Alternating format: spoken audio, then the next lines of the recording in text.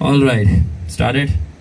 सो खुदा ने मुझे बोला, सैडली मेरे लोगों के पास मेरा जज्बा नहीं है हुकूमत करने का।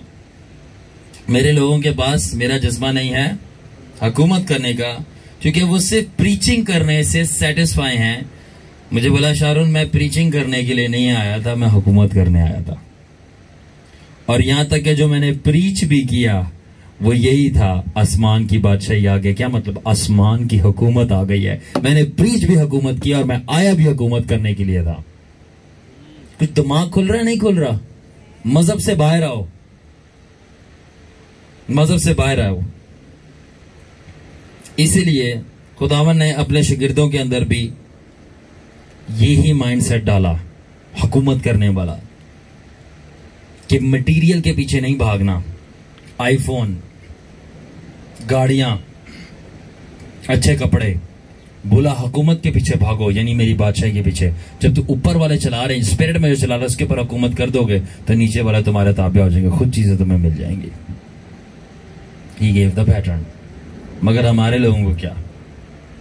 हमारे को तो बस जमीनी चीजें चाहिए, आसमानी राज नहीं चाहिए। अगर वो हासिल कर देता, जमीनी चीजें इनाम होती है उसका। I have experience that. इसलिए खुदावन ने मुझे कहा कि ऐसा इंस्पायर कर, ऐसा प्रोवोक कर जनरेशन को, जो मेरे किंगडम लवर्स होंगे।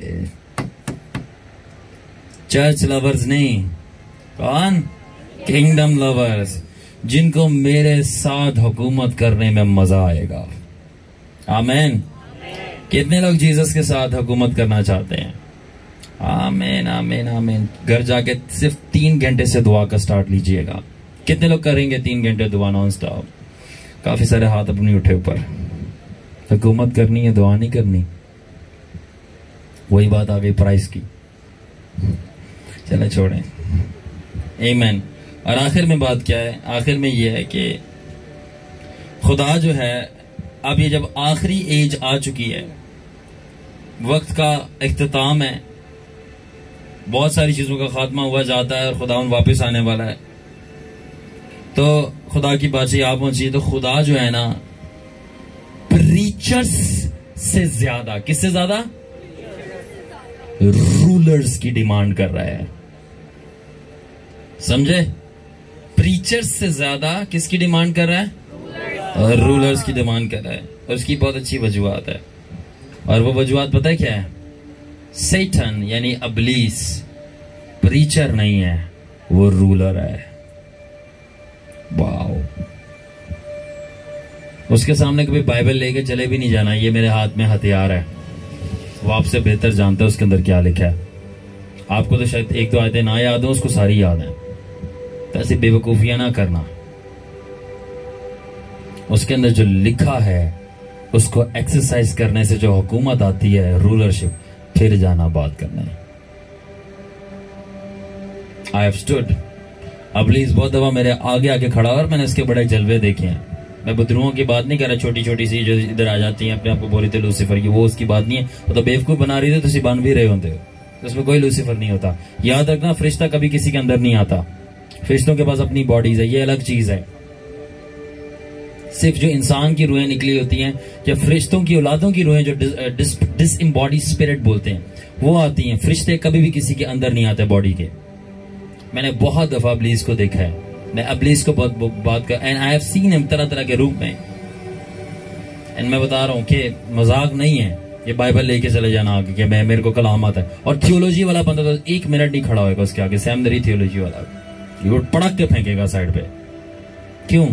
क्योंकि इब्लीस थियोलॉजन नहीं है, वो रूलर है। हुकूमत से हुकूमत ठसल लेती है। अब जो आपकी फॉर एग्जाम्पल हमारे जो मुल्क की कह लो सबसे बेस्ट, कराची की क्या लेते हैं, सबसे बड़ी यूनिवर्सिटी कराची यूनिवर्सिटी है। हाँ, अभी भी पिछले दिनों इंडिया से जंग हो गई थी। हाँ, कराची यूनिवर्सिटी उठ के गई थी फाइट करने।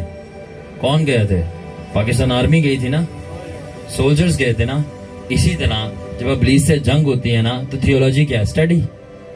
ये स्टडी वाले नहीं जाते जंग करने, ये जाएंगे मर जाएंगे। जो फौजी होते हैं, कौन? प्रेयर वॉरियर्स, जो रेम्स में घूमते हैं, वो जाते हैं। अब ये बात करो तो बुरा लगता है। क्यों बुरा लगता है? जब आपको पता है आपको गन नहीं चलानी आती तो बुरा क्यों लगता है? ये समझते हैं कि इनको गन आती, इनको गन नहीं चलानी आती, पानी वाली गन चला रहे, बेवकूफ बना रहे हैं। सो सेटन जो है, शैतान जो है, वो प्रीचर नहीं, वो रूलर है। किसका? डायमेंशंस, लैंड्स और बहुत सारे आसमानी मकामों का। और वो चर्च नहीं, वो एक हुकूमत चाहता है। शैतान चर्च नहीं चाहता, वो हुकूमत चाहता है, सल्तनत चाहता है। तभी तो पूरी दुनिया पे राज कर रहा है।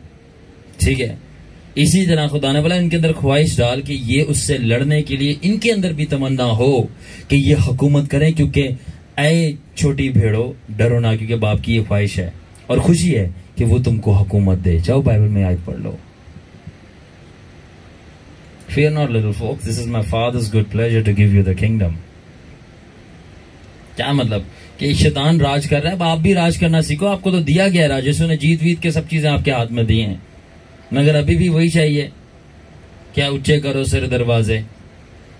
इट्स टाइम कि आप आगे आ जाएं इससे और हुकूमत करना शुरू करें।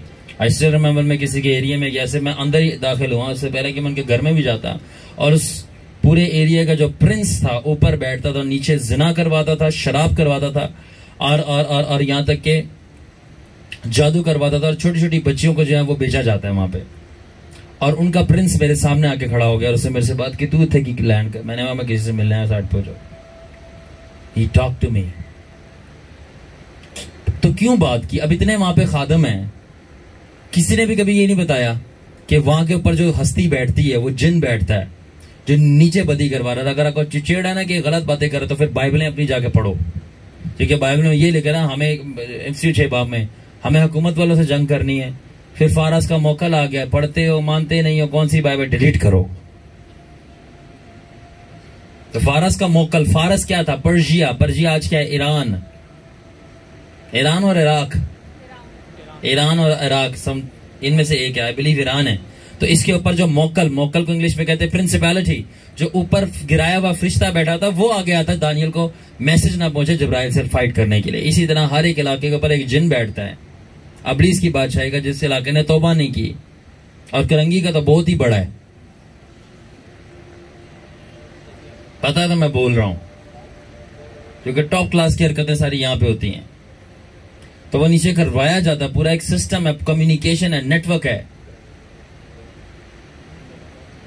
And that is why. उससे बोला आप क्या करने हैं? तो कब कभी किसी और खादम ने बताया, मैं इलाके का नाम ले सकता हूं बट मैं ले नहीं रहा। किसी खादम ने नहीं बताया। क्यों? क्योंकि हुकूमत सिर्फ हुकूमत वालों को पहचानती है, बाकियों को वो कुछ नहीं समझती। अगर मैं प्रीचर होता, मुझे शायद वो नजर भी ना आता, ना वो मेरे से बात करता। But he new I was not a preacher, I am a mighty ruler in Jesus Christ. मैं खुदावन यीशु मसीह में जोरावर हुकूमत। अब मैं ये नहीं, आप इंसानों के ऊपर हुकूमत की बात नहीं हो रही है। चलो भाई अब घर पे पहुंच गया, चलो मैं अब हुकूमत करूंगा अपनी बीवी के ऊपर। मैं अपनी बीवी के ऊपर हुकूमत करूंगा। जब बीवी है तो बोले अब मैं शोहर के ऊपर हुकूमत कर, सारी बातें मनवाऊंगे। ये बात नहीं हो रही है, गलत ना ले जाना। स्पिरिचुअल रैल्म, रूहानी चीजों के ऊपर जो गलत काम, उनके ऊपर हुकूमत करनी है ताकि नीचे काम सेट हो, जैसे जीसस ने किया। जीसस ने कब किसी के ऊपर हुकूमत की? रोमी हुकूमत ने पकड़ा, बोला कि तू बादशाह है। उसने बोला हाँ, मगर इस जहान का नहीं, स्पिरिचुअल, मेरी बादशाह इस रैल्म की नहीं है, उसने ये बोला। सो कहना कि मैं चाह रहा हूं कि हम अथॉरिटी को रिकॉग्नाइज करती है, हुकूमत वालों को रिकॉग्नाइज करती है। इसलिए उसे बचाना मुझे कि मैं हुकूमत का बंदा। क्यों? क्योंकि जो मेरे पीछे आ रहा था वो उससे भी बड़ा था, यानी कि खुदावन का मुकर्रब फरिश्ता जो मुझे बख्शा गया है। मैंने बोला मैं, मेरे से बात नहीं करो, मेरे अजीज हैं, मैं इनके पास जा रहा हूं बात करने, अब उससे बात करो। और जब उसको देखा वो उससे भी बड़ा था। ये आपने सामने अल हबीब की बिल्डिंग देखी है, इससे भी बड़ा। ये अल हबीब की बिल्डिंग, उसके सामने चूंटी लगेगी। जी आप इबादत पे आए हैं। ये वो सारी बातें जो आप बाइबल में पढ़ते हैं, ये रियलिटी है। एनीवे, और फिर खुदावन ने बोला कि अब ट्रांजिशन हो रहा है, अब मैं ट्रांसफॉर्म कर रहा हूं चीजों को। क्या मतलब? ट्रांजिशन, एक चीज से मैं दूसरी चीज मिला रहा हूं क्या? खुदावन ने बोला मैं अब अपनी भेड़ों को बब्बर शेर बना रहा हूं, क्योंकि अब मैं बब्बर शेरों का चरवाहा हूं, ना कि सिर्फ भेड़ों का। हालेलुया। खुदा ने बोला मैं अपनी भेड़ों को अब बब्बर शेर बना रहा हूं, और मैं जो हूं बब्बर शेरों का चरवाहा हूं। आमीन। और मैं अपने बब्बर शेरों को हुकूमत करने वाली गारों में लेके जाता हूं, ताकि सल्तनत के राज सिखाऊं। हालेलुया। आमीन। सो आप सुन चुके थे कि कबूतरों के मानद मासूम और भोले, कुछ लोगों का नाम होता भोले, भोला ना है ना, भोला है वैसे हैंड ग्रेनेड, लैशन कोक है ना, भोला है। एनीवे, तो खुदा ने कहा था कि कबूतरों की मानद भोले और सांपों की मानद होशियार रहो। मगर देखो मैं तुमसे कहता हूं कि अब वो वक्त आ गया है कि भेड़ों की मानद खालिस और बब्बर की मानद खौफनाक बन जाओ। क्यों? ताकि कुछ फरिश्ते जो कैद किए हुए थे, मुझे बताया गया खुदावन ने अबलीस के बादशाही के, वो छोड़े जाने हैं। अब मुकाशफा की किताब में भी वैसे लिखा हुआ है, और वो रिलीज कर दिए जाएंगे। और जिन लोगों को खुदावन ने बोला कि रूहानी जंग करना नहीं आती, तो हालेलुया बोलो यीशु जिंदा, बस वो ये गीत आते हैं, बस रूहानी जंग करना नहीं आती ना उनको पता। पहली बात रूहानी आंखें खुली हो तो पता चले ना कि घर पे क्या वो कौन सा अज़दा है जो आपके वालिदैन के बीच में लड़ाई करवाता रहता है। वाओ। कभी देखिए वो स्पिरिट जो आपके अम्मी अब्बू की लड़ाई करवाती है, या आपके भाई को ड्रग्स में डाला हुआ है। कभी वो रूह देखिए, बदरू देखिए। कभी पता है कि आपका रोजगार क्यों नहीं लगता, आपकी औलाद क्यों नहीं पैदा होती? क्योंकि पीछे किसी ने आपके लिए चिल्ला काटा हुआ है। नहीं पता कहां पे जाते हैं। सॉरी। Welcome to reality. तो ये सारी चीजें इब्लीस हुकूमत कर रहा है रूहानी आलम में बैठ के। तो आपने अगर आना ही नहीं आगे, उससे जिस्म से बाहर ही नहीं आना, जिस्म की ख्वाहिशों में बंधे रहना, तो क्या आपका बनना है? कुछ भी नहीं बनना। इसीलिए खुदावन ने मुझे बोला इनको जाके बता दे कि आखिरी दौर में, और मेरा जैसे ये प्रोफेसी खत्म होगा, मैं डायरेक्ट स्पिरिचुअल वॉरफेयर शुरू करूंगा, क्योंकि खुदावन ने हुक्म दिया था मुझे। कितने लोग सीखना चाहते हैं रूहानी जंग? क्या है? सीखना चाहते हैं, करना चाहते हो? देखिए हो सकता है कि बहुत सारों को उसमें जख्मी होना पड़े, जाते जाते फौरन बाइक कल्टी हो जाए। यस, होता है, कुछ भी होता है। देखो आपको क्या लगता है कि जब जंग चल रही है कि सारी गोलियां आप मारोगे, वो आपको कोई भी ना मारे? तू मार मैनू, नहीं तू चला, तू कर, तू ही मार मैनू, मैं नहीं तेनों कुछ कहूंगा। लग गई गोली। ऐसे थोड़ी होता है जंग में, दोनों साइड की फायरिंग चलती है, स्ट्रेट फायर, क्रॉस फायर होता है। तो कुछ आपको भी लगे कुछ, इसलिए अगर दम है तो फिर आओ, और अगर दम नहीं है तो कोई बात नहीं, वैसे भी मारे जाओगे। तो ये नहीं कि है या नहीं, करना ही करना है। और अगर नहीं करना ना, तो वालिदैन से पूछो कि जाके पैदा क्यों किया है, क्योंकि यहाँ पे तो जंग लगी हुई है। कितने लोग समझ रहे हैं? जमीन जो है वो खेल का मैदान नहीं, वो जंग का मैदान है। तो अगर अम्मा अब्बा ने पैदा किया तो पूछो क्यों पैदा किया, तो जंग लगी हुई है। क्योंकि अगर खेल के मैदान में रहना था तो फिर आसमान पे रहते, क्योंकि खुदा रूहें भेजता है। जिस वक्त एक लेडी कंसीव करती है और वह प्रेग्नेंट हो जाती है, समझो उसने बच्चे को जंग के मैदान में उतार दिया है। और अगर बच्चे ने जंग करना नहीं सीखी, क्योंकि उसको किसी लड़की से प्यार हो गया था, या कोई ड्रग्स पसंद आ गई थी, या उसको कोई दिलचस्पी नहीं थी खुदा में, वो बच्चा बच्ची बेटा जो भी है वो दोज़ख में जाएगा। इससे बेहतर है पैदा ही ना करो। सीरियस बात है, मजाक नहीं कर रहा मैं। आप लोगों को अपनी गारंटी है कि आप लोग आसमान पे जाओगे, क्योंकि आप कोई गलती नहीं करते, नहीं है ना? तो किस कॉन्फिडेंस से औलाद पैदा करते हो? वाओ। और अगर आपको बातें बुरी लग रही है तो मैं माजरत नहीं करूंगा, क्योंकि ये सच है। गलत बंदे को सही बातें बुरी लगती हैं, क्योंकि हालात नहीं खराब, सी दैट। कैफियत नहीं खराब, नीयत खराब है। That is why. तो खुदा ने बोला अगर आप जंग करना नहीं सीखोगे, if the children of God who refuse to learn warfare will become hostages and hostile victims, अगर मेरे बच्चे रूहानी जंग करना नहीं सीखेंगे तो वो मार दिए जाएंगे। जंग क्या? ये जंग लगी हुई है, आपको नहीं दिख रहा। मैं दुआ करता हूं आपकी घर जाते सब रूहानी आंखें खुल जाएं और आपके बेड के पास जो बदरू खड़ी होती है वो आपको नजर आए। अगर आप प्रेयर नहीं करते तो, जो करते हैं उनको तो फरिश्ता नजर आएगा। फिर ना हमारी चीख है तो आप फिर बोलना, फिर आपको पता चलेगा डैडा सही बोल रहा था, रूहानी जंग चल रही है।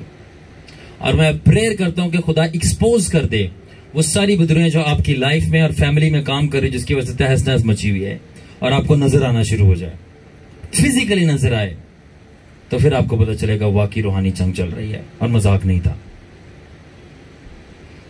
और होली स्पिरिट ने बोला कि इस आखिरी एंड टाइम्स में, बाय द वे हमारे कुछ डिसाइपल्स हैं, उनकी बहुत अच्छी एंड टाइम्स की वीडियोस हैं, आप देख सकते हैं, लाइक एंड सब्सक्राइब कर सकते हैं। सिस्टर डोरिस गॉम्स की वैल्यूएबल कंटेंट है, आप देख सकते हैं। होली स्पिरिट ने बोला इस एंड टाइम्स में दो सब्जेक्ट्स, दो चीजें अगर ईमानदार नहीं सीखेंगे वो मारे जाएंगे। नंबर 1, दुआ के जरिए रूहानी जंग कैसे करते हैं, और नंबर 2, एक पाकीज़ा जिंदगी कैसे गुजारते हैं। देख लो, म्यूजिक भी साथ में चल पड़ा है। खुद ब खुद ही खुदावन को पता है पंच लाइन्स पे कौन सा म्यूजिक। दो बातें, अगर आखिरी इस एंड टाइम्स में दो सब्जेक्ट सबसे ज्यादा जरूरी है। नंबर 1, रूहानी जंग दुआ के जरिए किस तरह फाइट करनी है। नंबर 2, किस तरह एक पाकीज़ा जिंदगी जीनी है, सेमनरी की नहीं, पादरी बनने की नहीं, खादम बनने की नहीं। मैंने अपने बच्चों का पास्टर बनाना है। मैं आपसे सच कह रहा हूं, पास्टर बनना छोड़े, आप अपने बच्चे को पाक जीना सिखा दें, ये बड़ी बात है। वो खुदा का बेस्ट खादम है। क्या फायदा उस खादम का जो नापाक हो और उसकी पोशाक गंदी हो।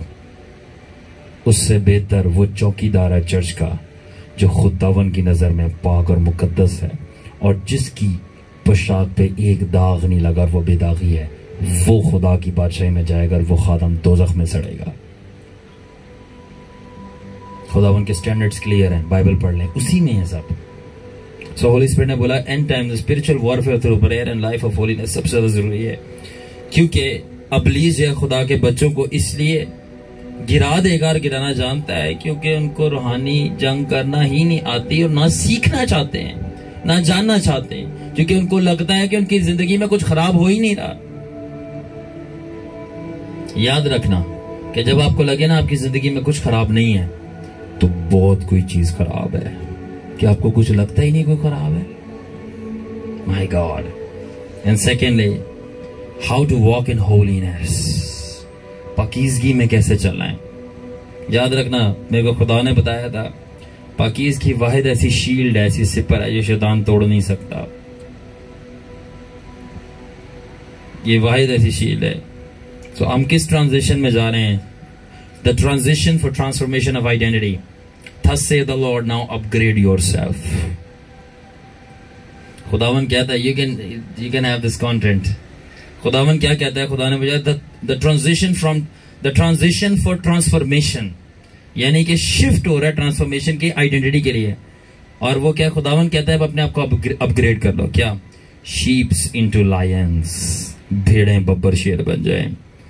डव्स इनटू ईगल्स, जो मेरे कबूतर हैं वो अकाबे बन जाएं। Turn your worship into war, जो अब इबादत है वो जंग में तब्दील कर दो कि इबादत की वजह से जंग छिड़ जाए। और आखिर में प्रीचर्स जो हैं वो अब रूलर्स बन जाएं। जो मुनादी करते थे उनको अब हुकूमत करना आ जाए। और आखिर की जो बात है वो ये, खुदा ने बोला कि इस बात पे तकब्बुर ना करो। और बड़ी बात नहीं है कि तुम्हारी दुआ में स्ट्रेंथ बहुत है। स्ट्रेंथ किसको कहते हैं? ताकत। बड़ा ताकतवर दुआएं शैतान के सामने कुछ नहीं करती। वाह। बोला कि सिर्फ दुआ में स्ट्रेंथ नहीं लाओ, don't just have strength in prayers, rather strategy in prayer to bring the enemy down. तो सिर्फ स्ट्रेंथ वाली दुआएं नहीं इब्लीस को हराती, स्ट्रेटजी वाली दुआएं हराती हैं। शैतान आपकी स्ट्रेंथ वाली दुआओं से नहीं डरता, बल्कि स्ट्रेटजी वाली दुआओं से डरता है, क्योंकि अगर स्ट्रेंथ गलत जगह पे अप्लाई की जाए और बगैर स्ट्रेटजी के, तो स्ट्रेंथ जाया हो जाती है और उसका कोई फायदा नहीं। मगर अगर एक ईमानदार को स्ट्रेटेजिक प्रेयर करनी आती है, स्ट्रेटजी के साथ, पाकरू की जो हदायत से मिलती है, तो वो दुआएं इब्लीस के लिए ज्यादा खतरनाक होती है बनिस्बत स्ट्रेंथ के। पूछो क्यों? क्योंकि उसको इब्लीस की कमजोरी के ऊपर वार करना आता है। फिर strategy, but the prayer with righteous strategy is more, right strategy is more dangerous to Satan, because you know where to hit the enemy, his weak spot. ठीक है। और आखिर में, come on Joel, stand up. और आखिर में जो strategy खुदावन ने मुझे बताई कि जो हम दुआ में इस्तेमाल कर सकते हैं, और वो ये है कि आए बाप तेरी बादशाही आए और तेरी मर्जी जैसे आसमान पर होती है जमीन पर भी हो। और ये स्ट्रेटजी बताई कि जब तुम दुआ करो तो ये बुला करो, खुदावंद अपने नाम को जलाल दे। कर दो वीडियो।